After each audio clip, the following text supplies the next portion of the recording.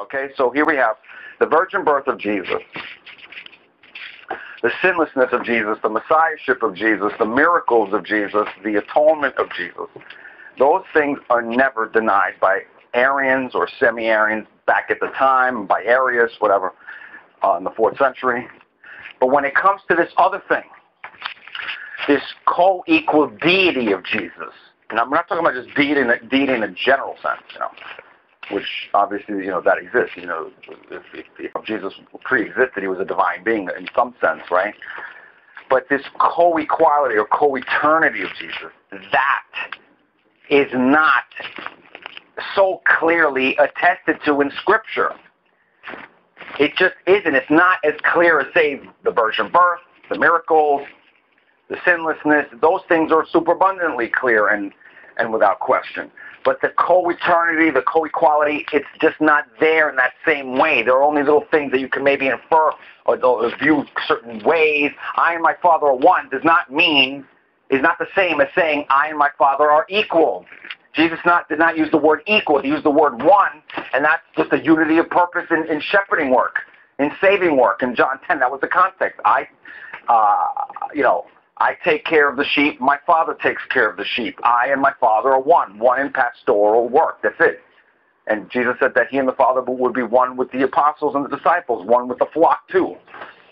So what does that mean? And Paul used that too, same word too, in one of his some of his epistles, that they would be one. The Christians with God. But anyway, the point is, Jesus never explicitly said, "I am equal to God in everything." He never said that. Those exact words in any of the Gospels are just not there. Now, if Jesus was equal to the Father in every single thing and had no beginning, it would have been nice if either Jesus, well, especially Jesus, or Paul or Peter or whomever, explicitly, unambiguously, with those exact words, or something similar, said that. But they didn't. All you have is something in Philippians 2, which can be interpreted in the Arian way, the semi-Arian, you have a measure of ambiguity. But if firstborn of all creation is taken literally, and you don't try to put the word firstborn over all creation with the Greek word for over is not there, or try to make it, mean just a metaphorical preeminent over creation, but not a literal firstborn, or if you take Revelation 3:14, the beginning of the creation by God, and don't make it, understand that Greek word did not mean ruler and did not mean source, because there are two other Greek words in the New Testament that mean ruler and source, and it's not the Greek word that's used in Revelation 3:14. That the same word used in John 2:11. John 2:11 for the first miracle that Jesus performed in the wedding. The beginning of miracles was the first miracle, the first in the group. Archi does not mean ruler in genitive possessive cases in any of the New Testament. You could search it, it's not there. Archi for rule, the word for ruler is a different Greek word. Is archon, like when Jesus said the prince of this world or the ruler of this world has been judged, talking about the devil. It's a different Greek word for ruler. That's just a fact. That's not conjecture. That's not supposition. The word for ruler in Greek in the New Testament is not the same word that's used in Revelation 3:14 in genitive sentence constructions, period. The bottom line is there's enough weight of evidence to show that Jesus was a true son, and even before becoming a man, and as it was brought forth and had a beginning, as God's true son before ages, as the true firstborn of all creation. That only God the Father is rightly named Jehovah and is the only one who has no beginning. But, as far as hellfire and co-equal Trinity, there's a measure of ambiguity. In other words, even in the Gospels, you don't read, and this has been admitted by Trinitarians, you don't read Jesus ever saying to the disciples or to the Pharisees these exact words, "I am God," or "I am God's equal," or "I have no beginning." You don't see that. You just see little inferences. "I and my Father are one" is not the same as saying "I and my Father are equal." The word "one" was the context of pastoral work and saving work, And that word one is used in the same Gospel of John for the apostles and disciples. One with one with themselves, one with Christ, one with the Father. All together in a unity. That they may be one, just as we are one. That they in us. I in you, they in us, all that stuff. That was the context.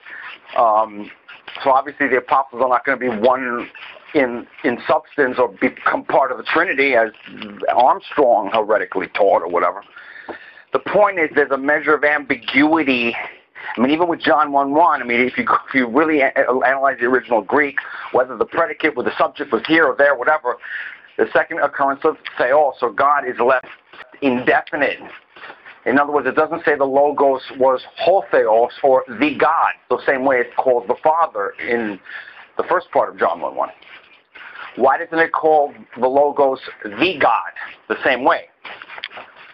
Why is it okay to call the Father the God, alone by itself in John 1:1, but it's not okay to call the Logos the God in that sense if he's equal to the Father in everything, and if he is in fact the God also, why is it left ambiguous and indefinite where it can go either way?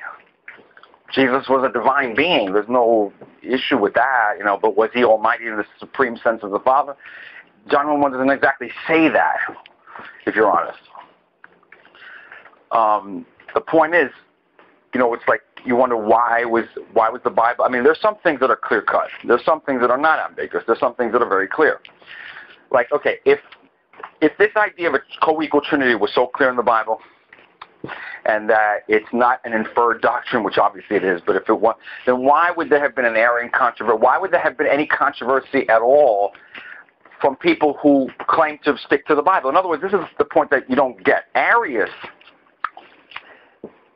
never denied the virgin birth. Why? Because the virgin birth of Christ is very clear. It's in Luke, it's in Matthew. Mary was a virgin. There's no argument, with that. For people who claim to hold to the Bible I'm talking about, all right, who claim the Bible is divinely inspired and all and whatever. Did Arius ever deny or question the perfection or sinlessness of Christ? In other words, just that simple fact that Jesus committed no sin. No, of course not. Arius confessed that because the Bible is clear. It says he committed no sin about Jesus. Or what about something even just more basic? That Jesus was the promised Messiah of Israel. Just that alone. This man Jesus, whoever he was, whether he was God the Son or a pre-existent angel, whatever, this human Jesus, it says very clearly, there's no, argument or debate as far as the Bible's teaching it, that Jesus was the promised Jewish Messiah. It's super abundantly clear where there's not even an inkling of a doubt. Okay, Arius never questioned that, never disagreed with that. And also, okay, the miracles of Jesus. Did Arius ever, have a problem with that position or with that view? No. Why? Because the Bible is so clear that it says, Jesus performed signs, wonders, he raised the dead, he gave sight to blind eyes, all that stuff. It's very clear he did that if you take the Bible, for what it says. The Bible's clear on that Jesus Christ performed miracles. Okay, so you have the virgin birth of Jesus, the Messiahship of Jesus, the sinlessness of Jesus, the miracles of Jesus, and you can even add the atonement of Jesus. Arius never questioned that, just whatever it means, but he never denied that Christ died for man's sins. That, in other words, the only hope you have out of the death and the horrors of the grave and all that stuff, and for redemption and whatever, is through the blood of Christ. So because it's very clear, Jesus' blood. It's all over. It's all over in Romans and in Peter and wherever. The ransom sacrifice, all that stuff, the redemption, the atonement, the propitiation. Jesus died for man's sins. Now, what that entails, that's a little bit different. But as far as the basic notion of that, okay.